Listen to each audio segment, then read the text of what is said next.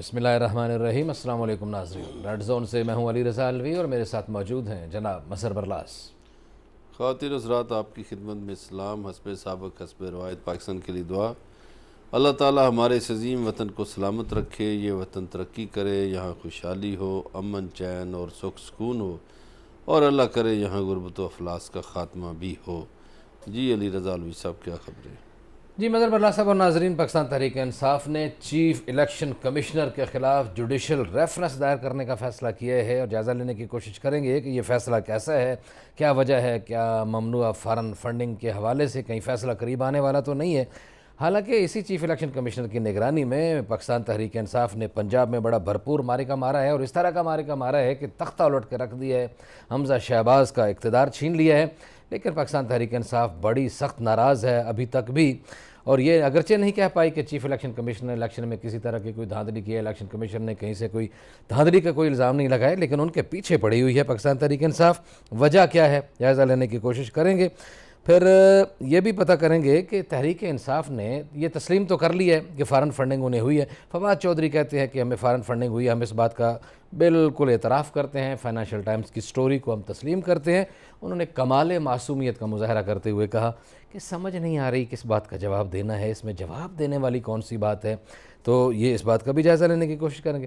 نون league اور اتحادیوں نے deputy speaker Punjab کے انتخاب کا بائیکاٹ کیا اور وہ بلا مقابلہ منتخب ہو گئے، واسق قیوم، اس پہ بھی بات کی جائے گی۔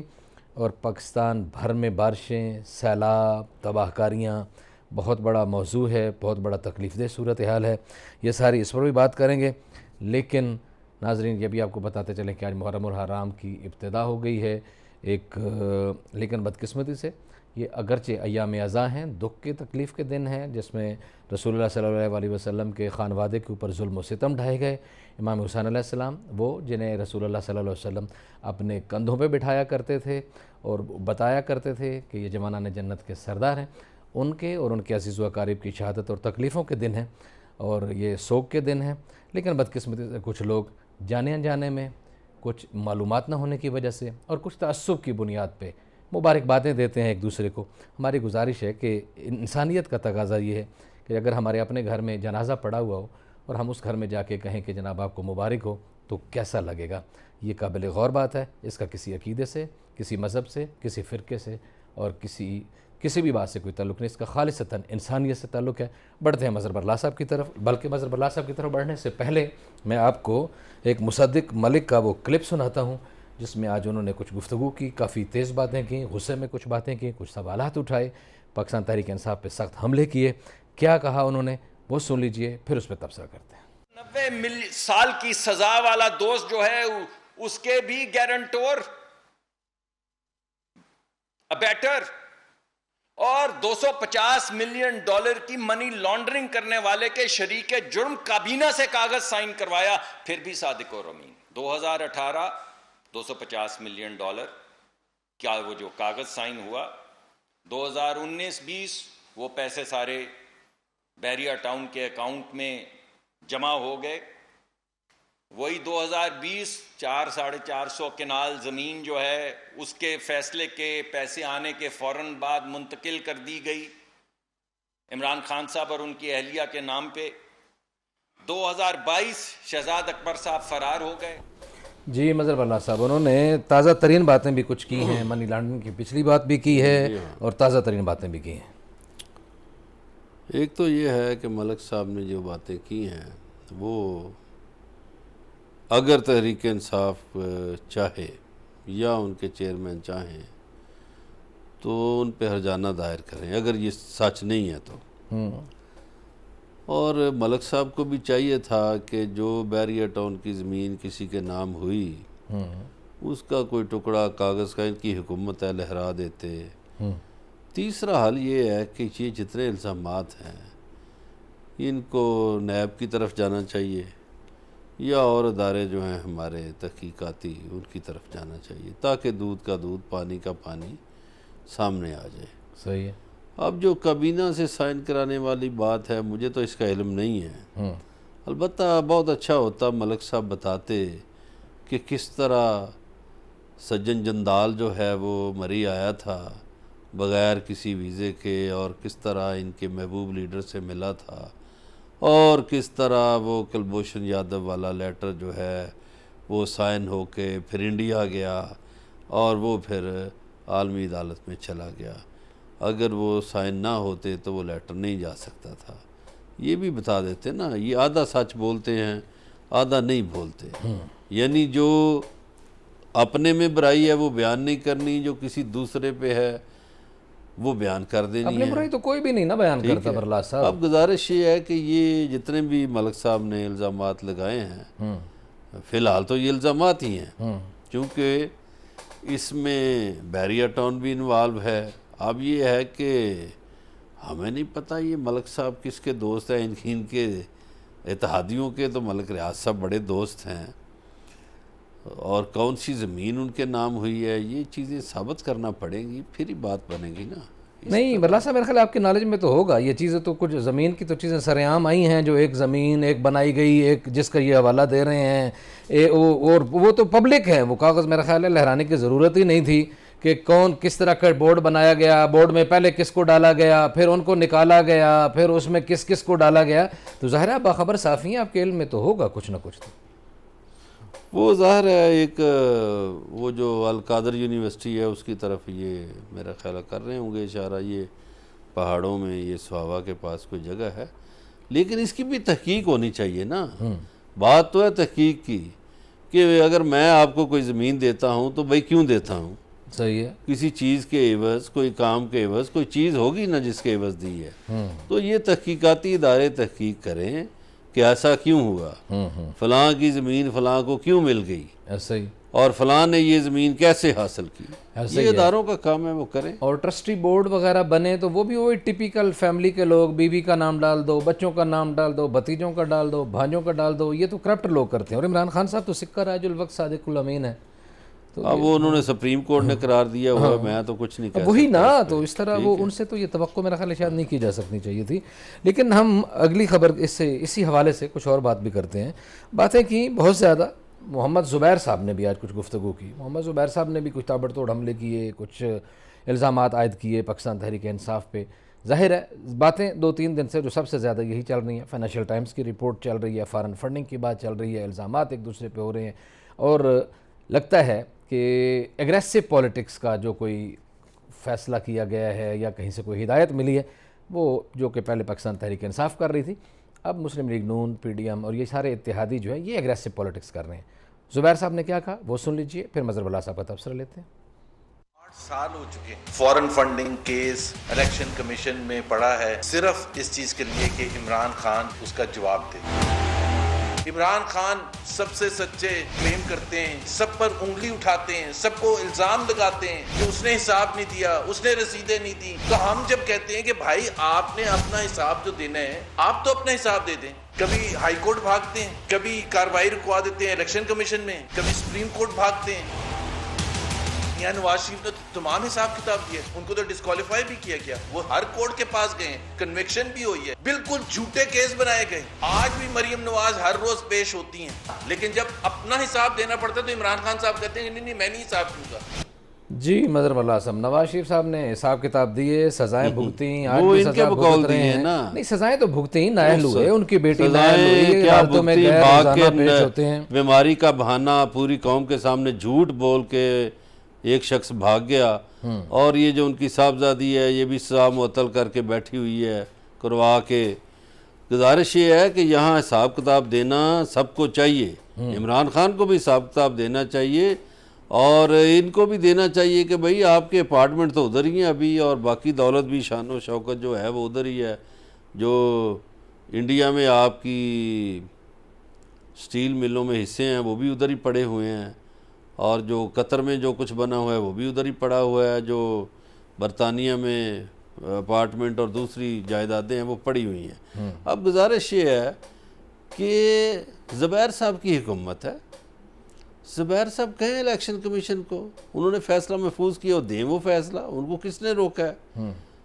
وہ فیصلہ دیں، ان کی قیادت بھی ملی ہے ان کو الیکشن کمیشن کو۔ اچھا، لیکن آپ کو یہ تو پتہ ہوگا کہ یہ جو الزام عائد کر رہے ہیں کیا یہ الزام ہے یا یہ سچ ہے کہ عمران خان عدالتوں کے دروازے کھٹکھٹاتے رہے، الیکشن کمیشن میں اپنے وکیلوں کے ذریعے بار بار کوششیں کرتے رہے کہ التوا کا شکار کیے جائیں، کیسز کے فیصلے نہ دیکھیے آئیں، اس طرح ہوتا رہا ہے؟ ان کے وکیلوں کا ایک موقف ہے. عمران خان تو خود خیر جاتے نہیں رہے، وکیل ان کے جاتے ہاں، رہے. وہ پیش بھی نہیں ہوتے عدالتوں میں. بالکل وکیل ان کے جو ہیں ان کا ایک موقف ہے، وہ کہتے ہیں کہ جی تمام پارٹیوں کا آپ حساب کریں اور سب کا کچا چٹا کھول کے رکھ دیں، سب کے بارے میں فیصلہ سنائیں.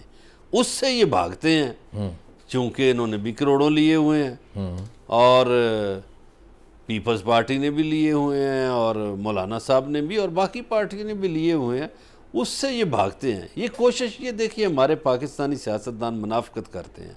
منافقت یہ ہے کہ اس کا فیصلہ آ جائے اور ہماری چوری چھپ جائے. کیوں بھئی آپ کی چوری چھپ جائے؟ آپ نے اس ملک کو لوٹا، آپ کی چوری کیسے چھپ جائے؟ آپ کے لیڈر نے تو حساب ہی نہیں دیا. کیسے وہ اپارٹمنٹ ابھی تک برطانیہ والے جو آپ کی لیڈرشپ کہتی تھی ہمارے تو نہیں ہیں، وہ تو پتہ نہیں میری لندن میں بھی نہیں ہے تو یہاں بھی نہیں ہے، تو وہ کیسے جائیدادیں بن گئیں صحیح اور نکل آئیں پھر آپ کے ناموں پہ؟ تو حساب تو سب کا ہونا چاہیے، کسی کو معافی نہیں ملنی چاہیے اس ملک میں. بالکل کوئی صنعت کار ہو، کوئی سیاستدان ہو، کوئی جو بھی ہو، کسی کو معافی نہیں ملنی چاہیے. صحیح جی، بالکل کسی کو معافی نہیں ملنی چاہیے. لیکن یہ کیا وجہ ہے جی کہ تحریک انصاف اتنی بھاری اکثریت سے اسی الیکشن کمیشن کے تابع الیکشن میں جیتی، لیکن چیف الیکشن کمشنر کے خلاف جوڈیشل ریفرنس دائر کرنے کا فیصلہ کیا ہے پاکستان تحریک انصاف نے؟ آخر کیا شکوے شکایتیں ہیں اس چیف الیکشن کمشنر سے؟ کہیں ان کو ڈر تو نہیں ہے کہ فارن فنڈنگ کیس والا فیصلہ آنے والا ہے، توہین عدالت آنے والی ہے؟ دیکھیے الوی صاحب، شکوے شکایتیں ان کے یہ ہیں، انہوں نے یوسف رضا گیلانی کے بیٹوں کی ویڈیو دی اور الیکشن کمشنر صاحب یا الیکشن کمیشن آف پاکستان الٹا ہو گیا. انہوں نے عدالت نے، الیکشن کمیشن نے نہیں، لاہور ہائی کورٹ کے فیصلے کے بعد جو پی ٹی آئی کے 5 مخصوص سیٹیں تھیں وہ الیکشن کمیشن کو دینا پڑی، جو نہیں دے رہا تھا. یہ لے تو لال ہے الیکشن کمیشن، دے تو دی نا الیکشن نہیں کمیشن وہ فیصلے کے بعد دی نا. وہ کہہ رہے تھے کہ الیکشن ہونے دیں، ہم آپ کو دے دیں گے. فیصلے کے بعد دی نا، ان کو جلدی نہیں پڑی ان ہوئی کا حق تھا نا، ان کا پہلے حق تھا. ہر چیز کے کیوں پروسیس فیصلے کے بعد پروسیس ایسے ہی، وہ جو پروسیس وہ جو ہائی کورٹ کے حکم پہ وہ جو نااہل ہوا بندہ، اس کا بھی ووٹ جان بوجھ کے انہوں نے کہ 22 کو حمزہ کو ووٹ ڈال جائے تو کاشف کو پھر ہم نااہل کریں گے، اس سے پہلے نہیں کریں گے. یہ منافقت ہے. پھر یہ جو پی پی 7 کا رزلٹ روک کے جو کچھ اس رزلٹ کے ساتھ کیا گیا، وہ کرنل شبیر امان صاحب بیچاروں کو ہرا دیا گیا. اسی طرح پی ٹی آئی کے جو لوگ ہیں وہ کہتے ہیں کہ جناب والا انتظامیہ ہمارے خلاف کام کرتی رہی. ان کا یہ دعویٰ ہے کہ ہر حلقے میں 10 سے 12 ہزار ووٹ ڈالے گئے ہمارے خلاف. تو پھر کیسے جیت گئے؟ تو وہ تو ان کی پاپولر ویو ہے، اس لیے جیتے. اچھا، ہاں، یعنی جیتنے کے باوجود بھی وہ اس الیکشن کمیشن کو ماننے کے لیے تیار نہیں ہے. خدا نہ خواستہ ہار جاتے تو پھر تو یہ پتہ نہیں لگا لیا، تو کیا اس کے باوجود وہ جیت گئے. نہیں، میرا خیال ہے کہ اگر الیکشن کمیشن چاہتا اور اس طرح کی دھاندلی کے ملوث ہوتا یا دھاندلی کرنے کی کوشش کرتا تو نتائج پہ اثر انداز ہونا الیکشن کمیشن کے لوگوں وہ کے لیے ایک ان ممکن کے ہتھے چڑھ گیا، اس تھا. پہ اثر انداز ہو گئے کرنل شبیر امان پہ. بہرحال چلیں، اس پہ ہم بات چیت کریں گے، یہ اور بھی اس موضوع کو آگے بڑھائیں گے. آخر وجہ کیا ہے کہ پاکستان تحریک انصاف اتنی زیادہ کیوں اس کے اعصاب جو ہیں وہ تنے ہوئے ہیں، ماتھوں پہ شکنے ہیں، آستینیں چڑھائی ہوئی ہیں اور چیف الیکشن کمشنر کو رونتے چلے جا رہے ہیں، تمام اداروں کو کرٹیسائز کرتے ہیں، ان کا نشانہ بناتے ہیں تنقید کا، اور پھر اداروں کی توقیر کی بات بھی کرتے ہیں. تو ان کے ساتھ ساتھ ایسا کیوں ہے؟ یہ دوہرا کردار کیوں ہے؟ ہمارے ساتھ رہیے گا، ملتے ہیں بریک کے بعد.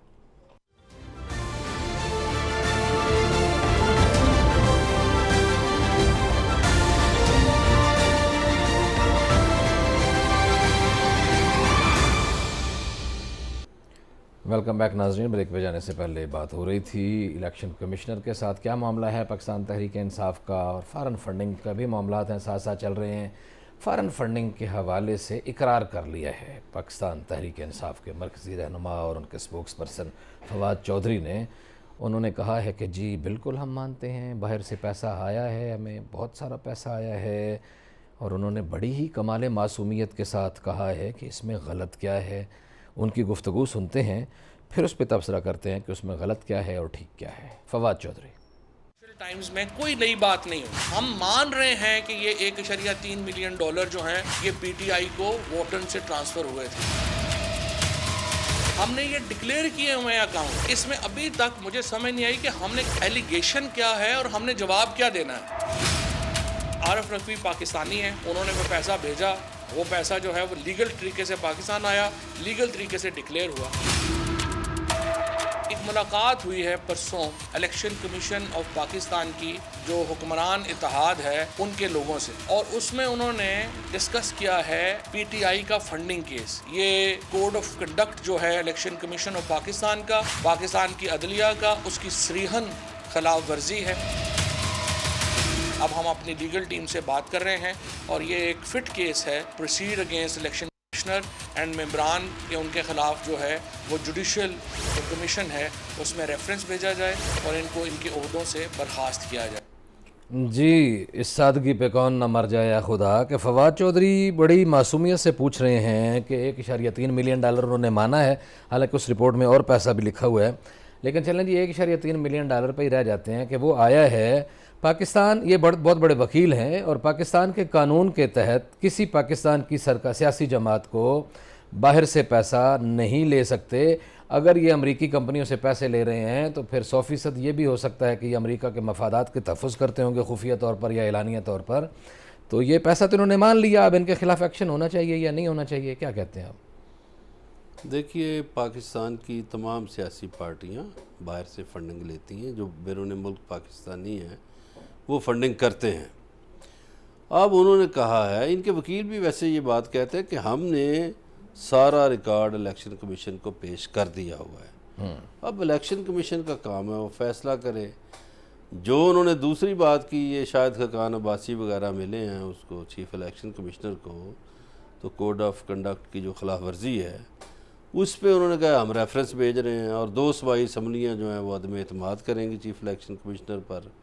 یہ ایک نئی بحث شروع ہو گئی ہے اب کہ چیف الیکشن کمشنر کے خلاف عدم اعتماد 2 صوبائی اسمبلیاں کریں گی اور پی ٹی آئی کے جو وکلاء ہیں وہ ایک ریفرنس دائر کریں گے جوڈیشل کمیشن میں.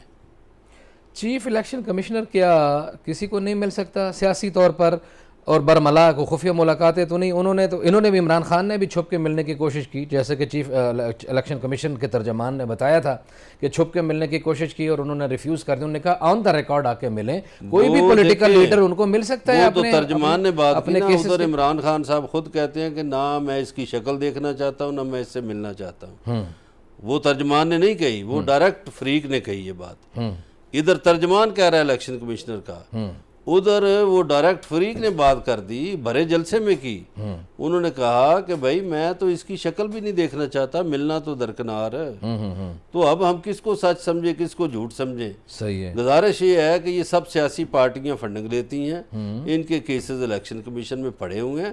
الیکشن کمیشن کو چاہیے وہ فیصلہ کرے تاکہ یہ بحث ختم ہو, اور یہ سارے معاملے کو آگے بڑھایا جا سکے. جی ٹھیک ہو گیا, لیکن یہ بات کیا ہے, پھر بھی وہی بات ہے کہ بار بار یہی سوال ہے, اب یہ مسئلہ کیا ہے, کیوں یہ مجبوری ہو گئی ہے, کیوں اتنا شور شرابہ ہے؟ الیکشن انہوں نے جیت لے ہے, حکومت انہوں نے گرا دی ہے, اس کے بعد انہیں خوش ہونا چاہیے تھا. خدا نہ خواستہ اگر الیکشن یہ ہار چکے ہوتے اور مسلم لیگ نون یا اتحادی سارے جیت جاتے تو پھر تو یہ بات بنتی تھی کہ بھائی کیسے جیتتے, لوگوں کے گلے دبا دیے ہیں, لوگوں کی زندگیاں مشکل کر دی ہیں, مہنگائی اتنی کر دی ہے, کیسے جیت جاتے؟ پاپولر فیصلے نہیں کر سکے. 3.5 ماہ میں پتہ چل گیا یہ کتنے قابل ہیں, کتنے اہل ہیں, نکٹو اور نکمے ثابت ہوئے ہیں, اور ملکی معیشت کو کی کشتی بالکل سمندر میں لے گئے ہیں, بھنور میں پھنسا دیا ہے. صحیح ہے, بالکل کہ ہمارے پاک فوج کے سربراہ کو مداخلت کرنا پڑ رہی ہے, فون کرنا پڑ رہا ہے کہ بھائی IMF جو ہے وہ قسط جاری کرے. یہ اتنے نکمے ہیں کہ یہ IMF کو بھی نہیں راضی کر سکتے. ٹھیک ہے، IMF کو بھی راضی نہیں کر سکے، لیکن مظہر اللہ صاحب کوئی بھی شخص کسی تباہ شدہ گھر میں جب جاتا ہے تو اس کو اس کے معاملات سمجھنے میں بھی 3-4 مہینے 6 مہینے لگ جاتے ہیں۔ جب عمران خان صاحب آئے تھے تو آپ کو یاد ہے، آپ ہم لوگوں کو وہی فرمایا کرتے تھے، پہلے تو انہوں نے کہا 100 دنوں میں موج سے کر دکھاؤں گا، نہیں کر پائے تو پھر کہتے تھے مجھے 6 مہینے دے دو، 6 مہینوں میں نہیں کر پائے تو پھر کہا مجھے سال دے دو، ناکامیوں کا ایک سلسلہ جو ہے 4 سالوں پر چل رہا اور آخر کار ان کی حکومت چلی گئی۔ تو ان کو تو ابھی 3 مہینے ہوئے ہیں، ٹھیک ہے انہوں نے تباہی اخیر کر دی ہے، ڈالر 250 تک پہنچا دیا ہے، مہنگائی میں جینا حرام کر دیا ہے، لیکن ان کا کہنا یہ ہے، ہو سکتا ہے یہ جھوٹ ہی بول رہے ہوں، لیکن ان کا کہنا یہ ہے کہ یہ تباہی کیونکہ ہمیں عمران خان سے ورثے میں ملی ہے، چیزیں ٹھیک کرنے میں وقت لگے گا۔ ایک منٹ دیکھیے، یہ پاکستانی افواج کے لوگوں نے کہا، بریفنگ میں کہا، جرنلسٹوں کو بتایا کہ جب نون لیگ کی حکومت ختم ہو رہی تھی 2018 میں، تو مفتاح کے منہ سے نکل گیا، یہ جو وزیر صاحب ہیں، کہ ہم اتنا خراب کر کے معاملہ چلے گئے ہیں کہ جو آگے آئے گا اس سے معیشت سنبھالی نہیں جائے گی۔ اب یہ ایک بات انہوں نے اپنے منہ سے یہ کہہ دی۔ عمران خان صاحب نے تو یہ بات نہیں کہی، وہ تو کہتے تھے کہ بھئی چل رہی ہے حکومت، چلنے دو۔ ان کو شوق چرایا وزیر اعظم بننے کا، اور یہ جیسے بھی ہاؤس ٹریڈنگ کی یا جو بھی کیا، سندھ ہاؤس کے معاملات سب کے سامنے ہیں، خرید و فروخت سب کے سامنے ہیں، تو اس شوق میں قوم کو رگڑا لگ گیا۔ اب قوم بجلی کے بل ادا کرے، بچوں کی فیسیں ادا کرے، آٹا لے، چاول لے، گھی لے، کیا لے، قوم بھوک میں چلی گئی۔ اور یہ پی ڈی ایم کے اجلاس میں ایک دوسرے کے ہاتھ پہ ہاتھ مار کے ہنس رہے ہوتے ہیں، ایسی ہنسی، آپ کی قوم غربت میں ہو اور آپ ہنس رہے ہیں، عجیب بات ہے۔ صحیح ہو گیا جی۔ اچھا، پارلیمنٹ میں وہ PTI کے 11 استعفے قبول ہو گئے ہیں، اب تو 2 ووٹوں کی حکومت نہ رہی، 13-14 کا فرق پڑ گیا۔ گزارش یہ ہے کہ یہ بھی بدنیتی پہ کام کیا گیا۔ جب 3.5 ماہ پہلے استعفے دیے گئے تو آپ 2-3 دن میں قبول کر لیتے، آپ نے قبول نہیں کیے۔ اب جب آپ کو خطرہ، جب پنجاب میں آپ کی حکومت نہیں رہی تو آپ کو خطرہ پڑ گیا کہ اوہو اب تو وفاق میں بھی گئے، تو یہ بدنیتی کی ایک صورت میں سمجھوں گا کہ مکارانہ چال چلی کہ ان کے 11 استعفے منظور کر لیے، حالانکہ اس وقت کے جو ڈپٹی اسپیکر تھے ان کا یہ دعویٰ ہے کہ یہ سارے استعفے تو میں منظور کر گیا تھا۔ اب پتہ نہیں وہ منظور پھر ان کے استعفے کیوں نہیں ہوئے۔ تو چاہیے تو یہ تھا کہ جب ایک وقت میں سب لوگوں نے استعفے دیے تو اکٹھے ان کے منظور کر لیے جاتے، لیکن یہ چال جو ہے یہ ایک منافقانہ چال ہے اور اس سے بھی بچا نہیں جا سکے گا۔ اچھا نہیں، لیکن آگے حکمت عملی کیا ہو سکتی ہے پاکستان تحریک انصاف کی؟ اب جو ان کے استعفے منظور کر لیے گئے ہیں 11 اور کچھ نہیں کیے گئے، تو یہ آگے کیا سوچ رہے ہیں کہ کیا کریں گے؟ یہ گزارش ہے انہوں نے کیا کرنا ہے، انہوں نے کیا کرنا ہے، میرا خیال ہے اکتوبر میں الیکشن ہو رہے ہیں۔ اچھا، اکتوبر میں الیکشن ہو رہے ہیں؟ بالکل اکتوبر میں الیکشن ہوں گے، اس کے بغیر ان کا چارہ نہیں ہے۔ حال ہی یہ ہے، اس وقت جو ملک میں صورتحال ہے، جو ابتری ہے، جو غربت و افلاس ہے، جو افراتفری ہے، جو عدم استحکام ہے، جو معاشی ہچکولے ہیں، ان سب کا حال یہی ہے کہ ایک صاف شفاف الیکشن کی طرف جایا جائے۔ جی، صاف اور شفاف الیکشن کا مطالبہ تو بہرحال ہر طرف سے کیا جا رہا ہے، اور یہی جو معاشی صورتحال ہے اس کی جو تباہی ہے، مظہر برلا صاحب کا کہنا یہ ہے کہ اکتوبر میں الیکشن ہوں گے، ہوتے ہیں یا نہیں ہوتے، اکتوبر بھی آئے گا اور ہمارے سامنے ہے۔ بات چیت کا سلسلہ جاری ہے، ہمارے ساتھ رہیے گا، ملتے ہیں بریک کے بعد۔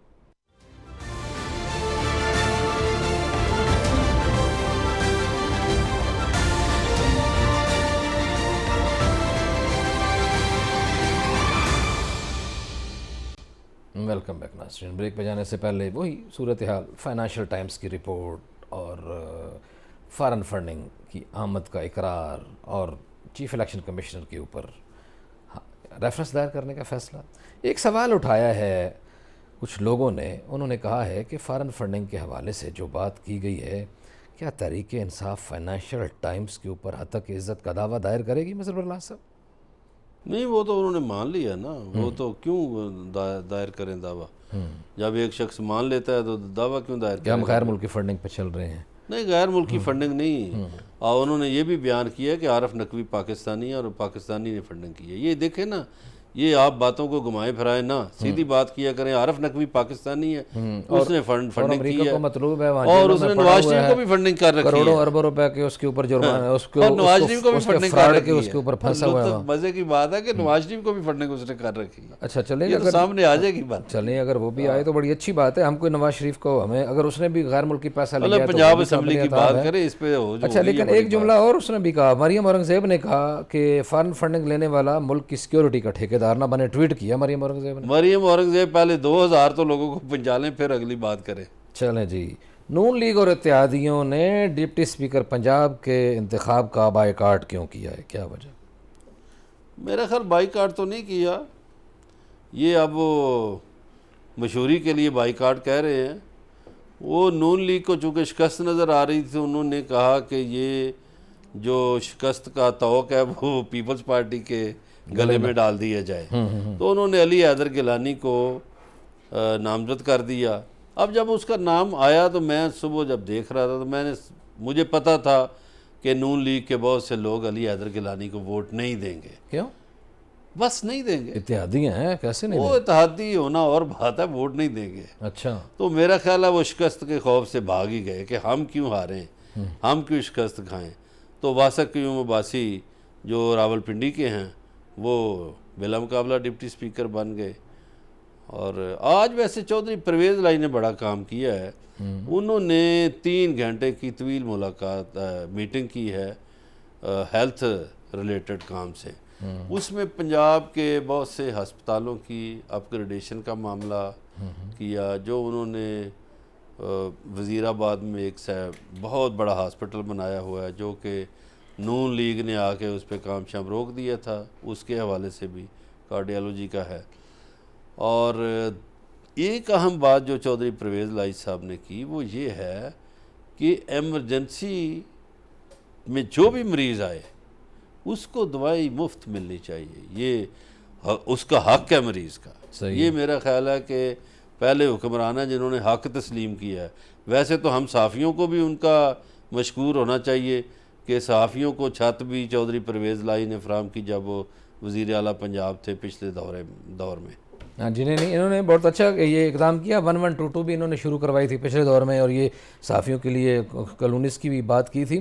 لیکن بہرحال یہ اس میں ایک اور بات بھی ہے. یہ اسپیکر والا معاملہ ہے، آپ نے بتایا وہ اس وجہ سے بائیکاٹ کیا، ٹھیک ہے جو آپ نے ارشاد فرمایا. اسپیکر والے معاملے پہ مسلم لیگ نے کہا ہے کہ وہ کورٹ آف لا میں جا رہے ہیں کہ اس میں ایک کام یہ کیا گیا کہ بیلٹ پیپر کے اوپر سیریل نمبر چھاپے گئے ہیں. کیا یہ ٹھیک کام کیا گیا ہے سیریل نمبر چھاپنا؟ تاکہ اس سے تو پتہ چل جاتا ہے پیچھے جب نام لیتے ہیں، سائن لیتے ہیں، آگے وہی سیریل نمبر لگا ہوا ہو تو واضح پتہ چل جاتا ہے کہ کس نے کس کو ووٹ دیا، حالانکہ یہ خفیہ رائے شماری ہوتی ہے. پہلی بات یہ کہ وہاں سوائے ممبران کے کسی اور نے ووٹ نہیں ڈالا. دوسرا ممبران کی نا، ممبر کی گزارش ہے کہ سیریل نمبر کے بغیر کیسے ثابت ہو کہ یہ ووٹ ادھر سے ایشو ہوا ہے. جتنی جعل سازی اس ملک میں آ گئی ہے، اتنی جعل سازی آ گئی ہے کہ کچھ بعید نہیں کہ اسی طرح کی فوٹو کاپی کر کے بندے ووٹ ڈال دیں، اسی طرح کا ووٹ بنا کے بندے ووٹ ڈال دیں. تو سیریل نمبر اس لیے رکھا گیا تھا. باقی وہ قواعد کے مطابق ہوا ہے. ان کے جو وکلا ہیں اظہر صدیق وغیرہ وہ کہتے ہیں کہ جناب والا یہ کارروائی چیلنج نہیں ہو سکتی. البتہ نون لیگ نے چیلنج کر دیا ہے اور وہی ان کے جو ہیں یہ عطا وہ لے کر گئے. دیکھیے کیا بنتا ہے. چلیں. سیلاب، تباہیاں بہت زیادہ، بلوچستان خاص طور پر بہت زیادہ جو ہے اس وہاں نقصان ہوا ہے. ملک کے باقی بھی بہت سارے علاقوں میں گڑبڑ ہوئی ہے، اور بلوچستان حکومت نے بھی سیلاب سے متاثرین کے لیے کوئی 10 لاکھ روپے فی کس کا اعلان کیا ہے، امداد کا فی. مجھے دکھ ہوتا ہے، میں بہت سی تصویریں جب دیکھتا ہوں کہ بے گورو کفن لاشیں پڑے ہوئے، مٹی میں گارے میں لتھڑے ہوئے لوگ، لاشیں ان کی. اور ایک اور ابھی میں تھوڑی دیر پہلے، یہ کیا ڈٹھائی اور کیا یعنی انسانیت سے گری ہوئی حرکت ہے کہ سکھر بیراج پہ 2 روز سے 3 لاشیں تیر رہی ہیں. استغفر اللہ. اور وہ سکھر والے کہتے ہیں کہ یہ روڑی تھانے کی حدود میں روڑی والے نکالیں، اور روڑی والے کہتے ہیں کہ جی یہ سکھر تھانے کی دودھ میں سکھر والے. او یار حدود کو چھوڑو بھائی, وہ گل جائیں گے, سڑ جائیں گے, ان کی لاشیں نکالو. انسان ہیں آپ, لوگوں کے سینے میں دل نہیں ہے؟ کیا آپ لاشوں کو اسی طرح بے حرمتی ان کی ہوتی رہے گی؟ شرم آنی چاہیے ان کو. اور جتنے لوگوں کا نقصان ہوا ہے, حکمرانوں کو چاہیے کہ وہ ان کے حق میں فیصلے کریں, اور آئندہ ان سیلابوں کو روکنے کے لیے کوئی لائحہ عمل بنائیں, کوئی پالیسی بنائیں. اس طرح نہیں کہ آپ نہ ڈیم بنائیں نہ نہریں بنائیں.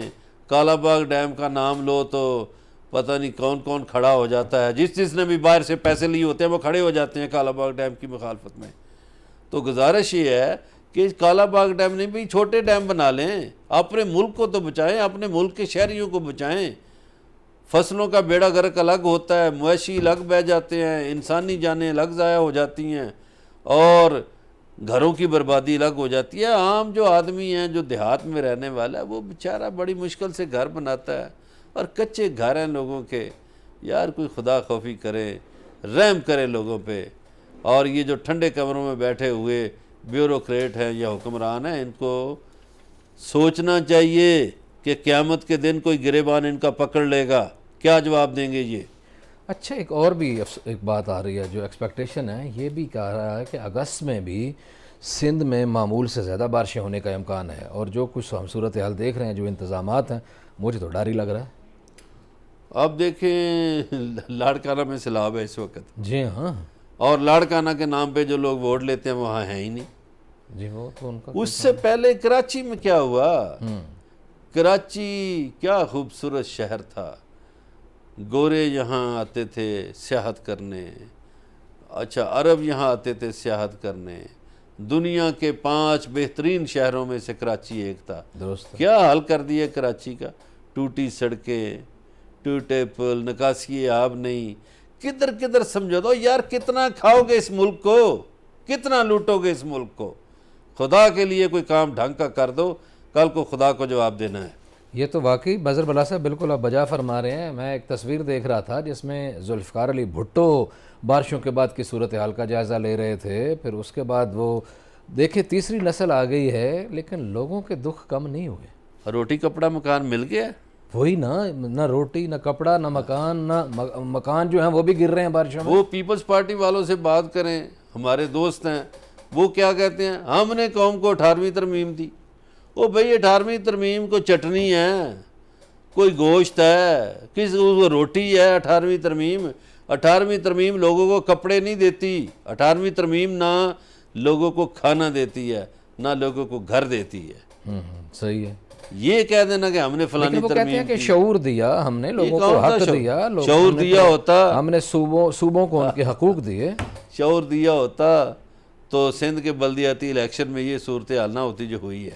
جی بالکل صحیح ہے جی. یہ صورتحال جو ہے وہ ساری سب کے سامنے ہے. بارشوں نے تباہی مچائی ہوئی ہے, اور حکمران خواب غفلت میں ہیں, سو رہے ہیں, مسکون رہ رہے ہیں, اور لوگ برباد ہو رہے ہیں. لوگوں کے گھر اجڑ گئے ہیں, لوگوں کے مویشی مارے گئے ہیں, لوگوں کی فصلیں تباہ ہو گئی ہیں. ان کے اوپر رحم کرنے کی ضرورت ہے. آج اتنی آپ سے ملاقات ہوگی, کل اپنا خیال رکھیے گا. اللہ نگہبان.